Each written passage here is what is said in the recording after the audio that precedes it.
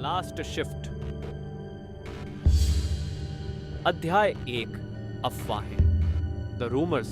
पुराना रेनवुड हॉस्पिटल शहर के ऊपर एक भूत की तरह खड़ा था। सड़कों पर फुसफुसाहटें थीं, कहानियां थीं अजीबोगरीब मौतों की और उन आत्माओं की जो उस जर्जर इमारत के अंदर भटकती थी। इसे दशकों से छोड़ दिया गया था, लेकिन इसकी बुरी प्रसिद्धि अभी भी लोगों के दिमाग में गूंजती थी। 5 दोस्त मार्क, जेना, लूकास, सैरा और टॉम एक ठंडी शरद रात को उस हॉस्पिटल का पता लगाने का फैसला करते हैं। जिज्ञासा और खतरे के रोमांच से भरे हुए वे वहां की भयानक कहानियों का सच जानना चाहते थे। अध्याय 2 अंधकार में प्रवेश।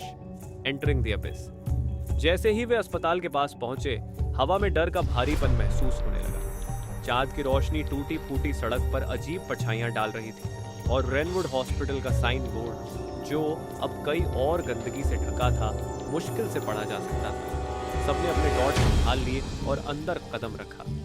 Are we really doing this? जेना ने थोड़ा डरे हुए पूछा।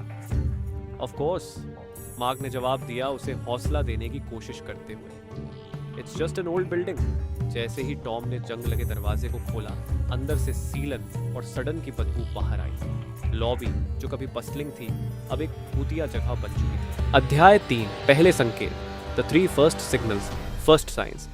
अस्पताल के अंदर जाते ही माहौल और डरावना हो गया। टिमटिमाती रोशनी और अजीबोगरीब आवाजें, कभी कभी आहें और फुसफुसाहटें उन तक पहुंच रही थीं। Did you here that? लूकस ने घबराते हुए पूछा। शायद ये सिर्फ हवा है। सैरा ने उसे शांत करने की कोशिश की, लेकिन उसकी आवाज भी डरी हुई थी।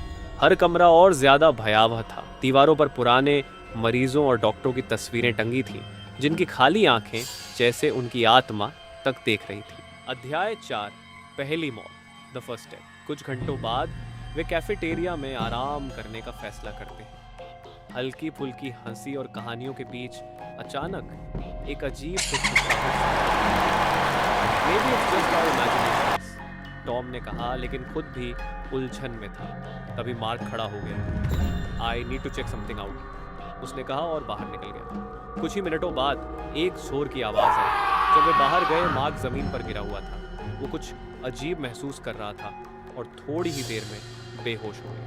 अध्याय 5 पागलपन की ओर, द डिसेंट इनटू मैडनेस। डर के मारे सबने मार्क को घेर लिया, लेकिन उसे होश नहीं आ रहा था।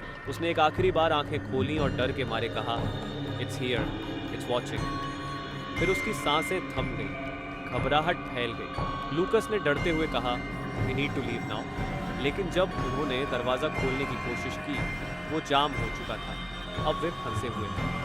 अध्याय 6 अलगाव, आइसोलेशन। अब वे सब कैफेटेरिया में इकट्ठा हो गए, दिलों में डर के साथ। जेना ने घबराते हुए कहा, What if Mark wasn't alone? What if something is in here with us? लूकस ने गुस्से में कहा, रुको जेना, this is just a coincidence। लेकिन डर अब उनके दिलों में घर कर चुका था। हर कोने से आने वाली परछाइयां, हर आवाज अब और भी डरावनी लग रही थी। पार्ट 2 में कहानी और भी भयावह मोड़ लेती है, जिसमें बाकी दोस्तों की मौत और जेना का आखिरी संघर्ष होता है। यहाँ तक सुनने के लिए बहुत बहुत शुक्रिया आपका। अगर आपको कहानी पसंद आई तो चैनल को सब्सक्राइब और लाइक ज़रूर करें और कमेंट में ज़रूर बताना कि आपको कहानी कैसी लगी। मिलते हैं अगले किसी डरावनी कहानी में।